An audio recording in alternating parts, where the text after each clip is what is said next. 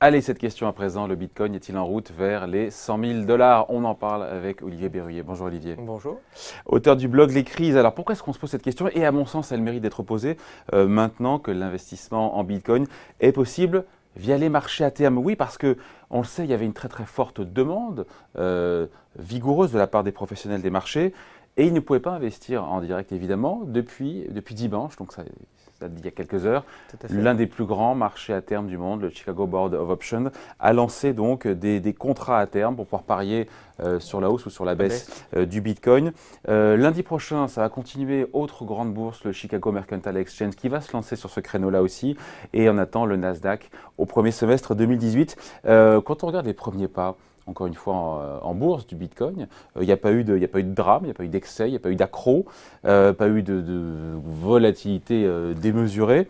Est-ce que c'est une forme de banalisation? C'est devenu quasiment un actif comme les autres. Maintenant, on peut aller sur le Bitcoin via des marchés à terme comme sur le pétrole, les métaux. Ah oui, aujourd'hui, on peut en effet spéculer sur le Bitcoin, mais c'est que les marchés financiers, on peut leur faire confiance pour pouvoir un jour ou l'autre spéculer sur tout et n'importe quoi. Mais c'est que le Bitcoin reste quand même un actif extrêmement particulier qui ne repose sur rien. C'est quasiment le seul actif qui n'a strictement rien derrière lui, que ce soit ou en termes tangibles ou en termes, par exemple, comme des monnaies, une banque centrale ou l'économie d'un pays.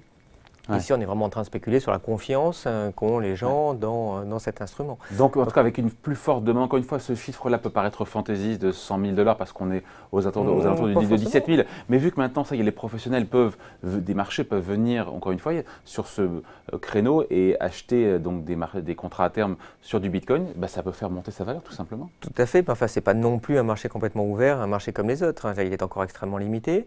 Les plus grands banques de la planète ont refusé d'aller sur ce marché. Ça c'est vrai, il faut dire. Que JP Morgan a refusé. Il y a très peu d'opérateurs. Ils avaient en gros Goldman Sachs et ABN AMRO qui ont été pratiquement les seuls à dire sur ce marché à terme à Chicago, moi je veux bien essayer de prendre quelques clients triés sur le volet, donc c'est sûrement pas pour les gens qui nous regardent, pour aller spéculer. Beaucoup ont refusé, JP Morgan a refusé, Bank of America, Merrill Lynch, Barclays. Pourquoi ils ont refusé? Parce qu'il pourtant il y a des commissions sur les transactions à prendre. Beaucoup de banques sont encore sceptiques, ils ne veulent pas. Pourquoi? Par peur du risque justement pour leurs clients? Parce que la plupart des autorités aussi déconseillent très fortement d'investir sur ce support-là. Enfin, on voit très bien, on a une volatilité qui est complètement délirante. Rappelons qu'on est à x16 en un an sur le Bitcoin et qu'on est à x30 000 depuis 2011.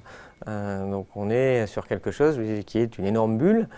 Mais en effet, votre question est bonne. Le Bitcoin sera-t-il à 100 000 $ dans un an ou sera-t-il à 100 $ dans un an? Tout est possible. Les deux sont possibles. Tout à fait. Avec une probabilité équivalente?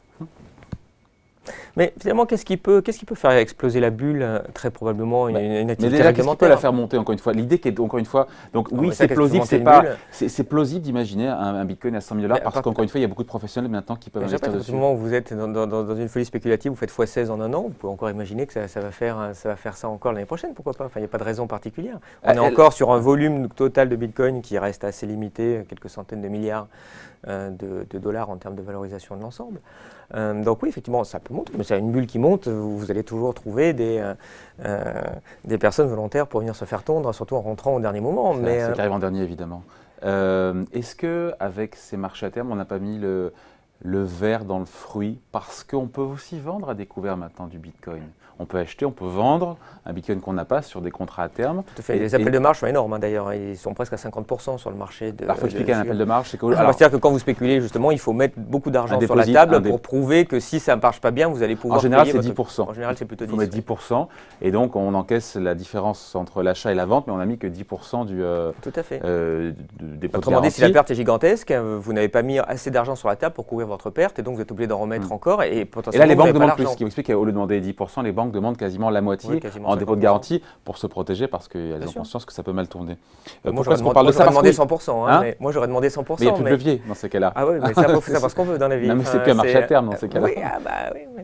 Mais ça veut dire que vous pouvez, en mettant des ventes à découvert, c'est peut-être ça aussi qui pourrait provoquer l'éclatement de la bulle? Parce qu'on peut prendre des positions à la baisse aussi maintenant. Ça peut réguler réguler un petit peu aussi le... J'ai tendance à penser que c'est un jour le régulateur qui va mettre fin à la bulle, hein, parce qu'il ne faut pas oublier que le Bitcoin, c'est pas juste le truc un petit peu sympa. C'est d'ailleurs quelque chose qui est en train de perdre son sens premier, qui était censé être une monnaie. Il ne pouvait pas avoir une monnaie qui tout d'un coup fait, comme la semaine dernière, 25% en plus en une journée, vous voyez, sur des niveaux de volatilité. Pourquoi c'est problématique d'avoir une monnaie qui fait 25%? Parce que le propre d'une monnaie, normalement, c'est une de ses fonctions principales est quand même de conserver la valeur. Donc autrement dit, si on fait une transaction, je vous donne de l'argent face à un de vos biens, vous êtes sûr que l'argent, ça vaut encore quelque chose dans une semaine, dans un mois, dans un an. À l'inflation près, mais en tout cas, même l'inflation, on est prêt à l'accepter. On ne peut pas dire, tiens, peut-être que ce sera divisé par 100, en fait, ce que je vous ai donné dans un an, ou peut-être multiplié par... Donc vous en avez un instrument très, très spéculatif, mais au-delà de ce point-là, il faut bien voir que le Bitcoin a aussi des caractéristiques particulières, en particulier son anonymat, qui en fait la monnaie d'à peu près tous les Pablo Escobar de la planète. Donc, mais pas que, quand on voit que, 13 millions d'Américains en ont acheté, oui, d'accord, des Pablo Escobar en okay, puissance. Mais entre acheter 1 000 $ et acheter 500 000 $, ça ne va pas avoir le même instrument. Et donc, à partir du moment où tous les États sont en train de lutter contre le blanchiment, contre l'argent du terrorisme, contre la fraude fiscale, je les vois mal et laisser très très longtemps se développer un instrument qui est totalement anonyme. Certains disent qu'on ne peut pas interdire le Bitcoin, ça reviendrait à interdire le langage. On ne peut pas interdire le langage, je veux dire. Moi, je peux tout à fait vous interdire de faire la moindre transaction sur le territoire des États-Unis. Les États-Unis en sont à interdire des choses à des banques qui sont en Suisse uniquement parce qu'elles ont utilisé une fois le dollar. BNP Paribas a quelques cicatrices encore de ce truc-là. Donc je pense que leur dire très simplement vous ne touchez plus au Bitcoin, c'est quelque chose d'extrêmement simple. Bon, mais en tout cas c'est plausible, c'est ça que je voulais voir. On peut effectivement très bien être à 100 000 $ autant qu'être à 100 $ dans un an. Mais tout est possible, et donc après c'est ce qu'on a envie de rentrer sur ces marchés-là, mais en tout cas il est encore extrêmement limité, et il y a bien peu d'opérateurs qui sont en train de faire ça. Mais ça se comprend, face à une telle volatilité, le marché à terme est une espèce d'assurance finalement, une assurance à la hausse, une assurance à la baisse. Comme d'habitude, ce sont des choses qui ne passent pas du tout dans un secteur assurantiel qui serait réglementé, où on ne ferait pas n'importe quoi, parce que d'ailleurs ce n'est pas assurable, le Bitcoin. Enfin, l'assureur, je suis actuaire, ne va pas vous dire oui, pas de souci, je vais vous prendre une garantie sur le Bitcoin, qui est impossible à couvrir. Mais les marchés financiers le font, et le font dans le cadre de bulles, comme ils le font systématiquement, sans avoir l'argent éventuellement, si ça se développait fortement et si ça tournait très mal. Donc avec ces marchés à terme, la bulle peut encore grossir. C'est ça le message en fait. Bien sûr, oui. Mais après, il n'y a pas que les marchés à terme. La bulle peut toujours grossir. Enfin, il n'y a pas eu de marché à terme quand on est passé de quelques centimes le Bitcoin à déjà 16 000 $. Mais ça peut aider un petit peu. En tout cas, ça donne un sens. Mais des acteurs comme le président de JP Morgan ont vraiment poussé des gros cris en disant n'allez pas là-dessus. Jean Tirole aussi. Vous avez le président de l'autorité des marchés financiers, encore la semaine dernière, française, a dit que c'était très dangereux et se demande s'il ne faut pas réguler ça d'urgence. C'est une vraie question. Bon. C'est la question de l'année 2018 probablement. Oui, sûrement. Et en termes de part de marché, la crypto-monnaie, enfin le Bitcoin pèse de moins en moins?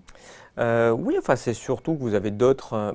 le Bitcoin n'est pas protégé, hein, tout son système, qui est un peu complexe et qu'on ne va pas développer, est quasiment en open source. Donc vous pouvez très bien lancer un Bitcoin Biz très facilement avec exactement tous les outils qui sont publics. Et c'est ce qui se passe, vous avez de plus en plus de monnaies alternatives. Alors évidemment, il n'y en a pas une deuxième qui perce autant que le Bitcoin, mais le Bitcoin a vu sa part de marché passer en 2017 d'à peu près 90% en début d'année, là à peu près 50%. Ça c'est intéressant comme phénomène. Bien sûr.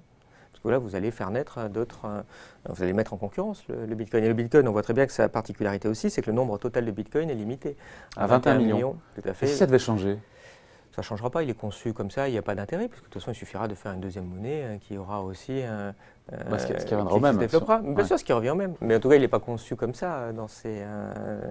Donc vous avez la conviction que c'est une histoire qui va mal se terminer, mais d'ici là, on peut très bien être passé par, vous savez, quand il y a par 100 000 $. Il y a des gens qui auront fait x10. Hein. Oui, bien sûr. Et puis il y a des gens qui vont faire diviser par 10. Après, chacun prend ses risques. Mais oui, évidemment, de toute façon, toute bulle qui fait x16, ça finit quand même rarement très très bien. Hein. C'est ce que l'histoire nous a appris. D'ailleurs, quand on compare, c'est intéressant, c'était dans les Échos il y a quelques jours, quand on compare les bulles sur les différentes classes d'actifs, il a fallu, en général, à l'immobilier et à la bulle Internet, 10 ans pour gagner 1000%. Là, c'est 1000%, on ne les a pas fait en 10 ans, on les a fait en 2 ans. Voilà. Tout à fait. Oui. Je laisse ça à votre sagacité. Ok.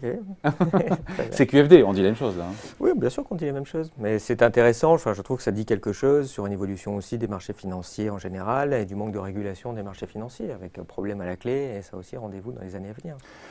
On se reverra d'ici là. Merci à vous, Olivier Berruyer, auteur du blog Les Crises. Merci Olivier. Merci.